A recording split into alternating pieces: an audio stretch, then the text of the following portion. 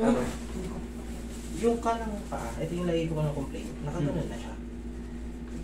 Ano bang nangyari sa'yo before? Anong history niyan? Bakit gumanon? At dati na ako may gout, tapos napapansin ko, pagka inaatake ako, gumaganyan siya. Pero Alam mo kung bakit? Alam mo kung bakit gumagano niya?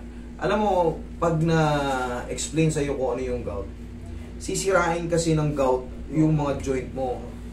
Weak yung ano mo, ligaments mo, nerve mo, mga tendons mo, weak yung mga yan. Basta-basta na lang yan mamamaga. Pag kumain ka ng high protein, yung kine-create kasi ng protein natin is dapat amino acid. Ang magpa-process niyan yung liver natin. Ngayon, pagka sumablay na yung proseso sa liver, ang i-create niya yung uric acid. Yung uric acid tsaka gout, isa lang yan. Yun na yung uric acid, yun na yung magpo-form ng ano. crystals. Yun, yung uric crystal. Ngayon, yun yung tatama ngayon sa mga nerve mo dyan, sa mga soft tissues mo, sa mga joint-joint. Pagka-severe ka na, bukol-bukol na yung uric acid mo, crystal mo. Bukol-bukol. Siyempre, pag may bukol ka sa mga ano, sa mga joint, siyempre, joint ang ano sa atin eh. Pag tumayo tayo, didiinan yung joint. Pag kumilos tayo, yan, gumagalaw yung joint. Pag may nakabara dyan, siyempre, masakit.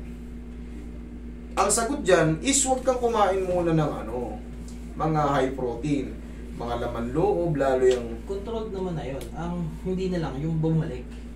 Kasi Hindi nga, siya bumalik. naghilom na yan. Naghilom na siya ng ganun. Nawala na yung sakit, pero hindi na siya 100%. Nung namaga siya, hindi na siya 100% na totaling nag-heal. Nagkakaroon niya ng parang lamad. Gets mo?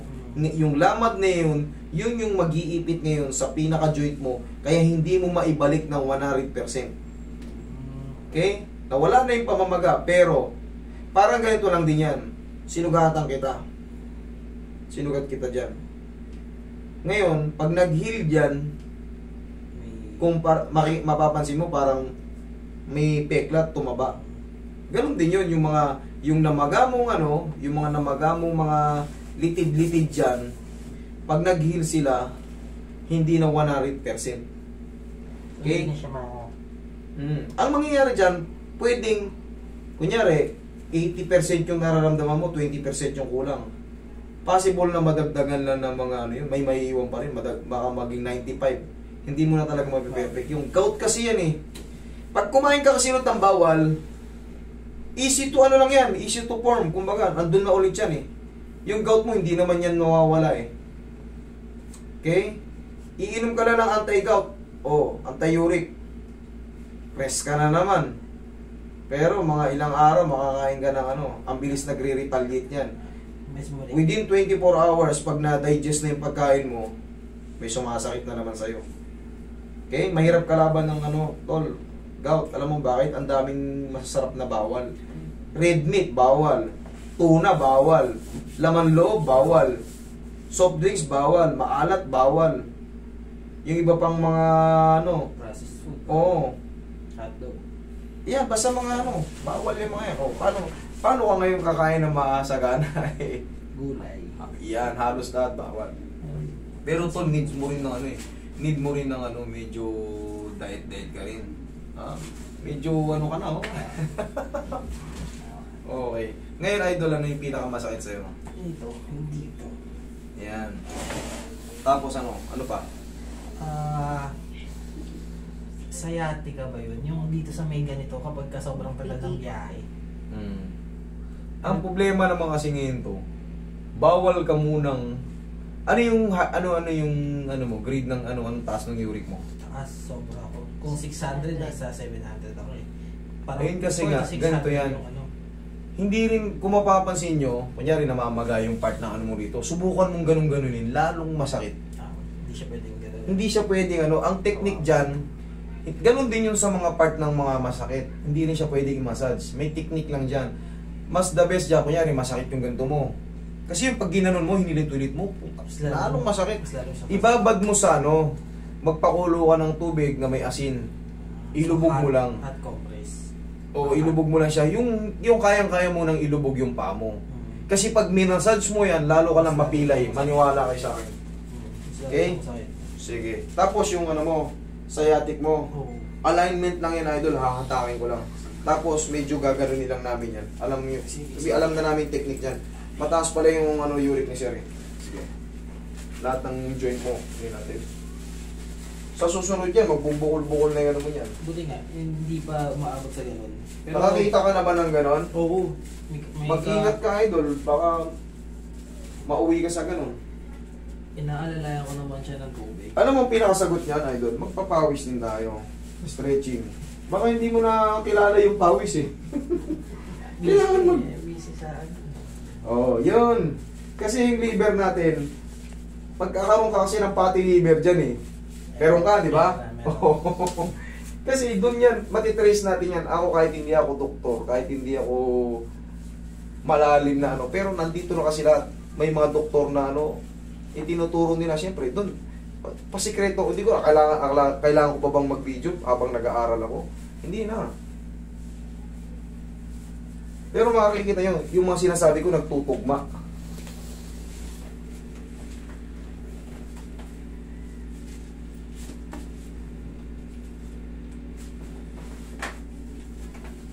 Tayo ka, idol. Para yung mga joint mo magalaw-galaw lahat. Straight yung ulo mo. Pahigang patigilid.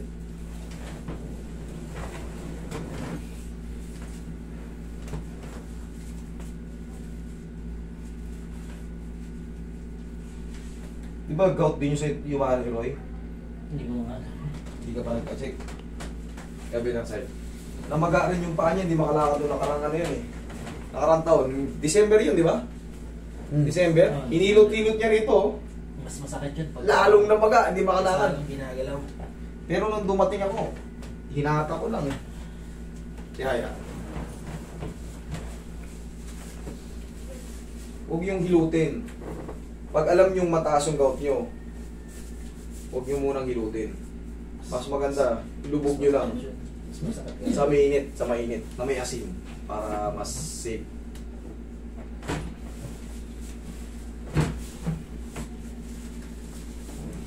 Kasi pag nadiinan nyo yung namamaging ligaments at nerves, lalo lang yung mag-retaliate.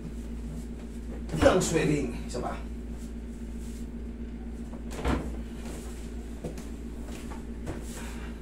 Okay, napa ka? Sir, kailangan mo ng ano ha? May fatty liver ka pala. Malakas ka ba uminom? Ay, hindi po. Wala siyang bisyo pagkain na. Kain na ng kain. Kain lang na kain. Walang alak, walang sigarilyo. Kain lang talaga. Kailangan bawas tayo konti ha. Yung mga red meat, high protein, bawal sa iyo.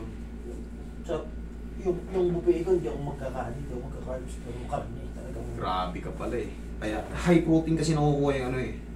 Malakas talaga sa... Doon nakikreate yung tinatawag na uric acid. Dapat yan kinikreate natin, amino. Kung naririnig mo yan, amino acid yan para sa joint yan.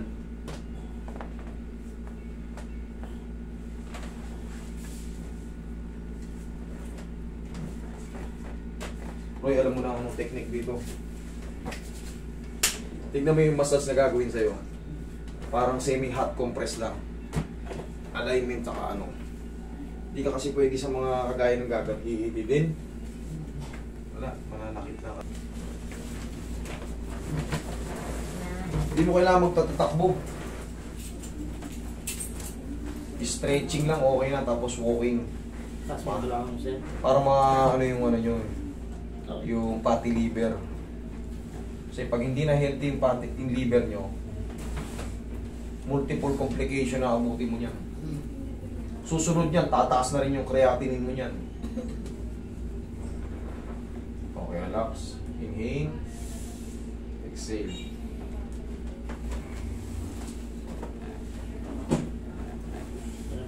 Delikado lang dito yung yung hypertension, high blood pressure. Yun ang nagkakaroon ng stroke eh. Pero yung mga ganito, mamimilay ka pero hindi ka mai-stroke. Pero yung pag-diabetic ka kasi, kabuntot na yung ano yan. Kabuntot na yung high blood pressure. Sunod-sunod na yan. Pero pag nabawasan mo ka ng kaunti, yan na. Kumbaga, tuloy-tuloy na rin pag ginawa. Ganun lang naman yun.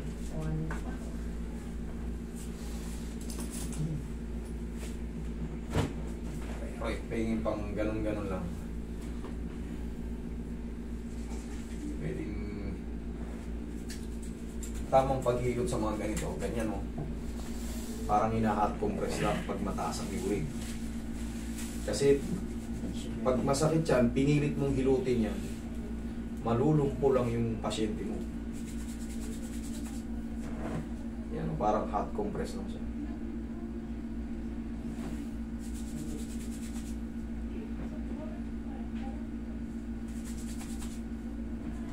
Kaya hindi mo pataas. O ito. O, konti na lang, idol. Sige. O. Hindi na siya ganun kasakit sa... Hindi na siya ganun kasakit. O, diba? Sabi ko nga sa'yo, kung 80, magiging 95, konti na lang.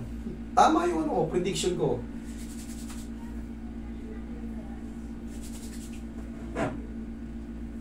O, idol, yun lang magiging ano. Okay? Bawas-bawasan mo muna yung mga high protein, ha? At magbawas-bawas tayo ng kaunti.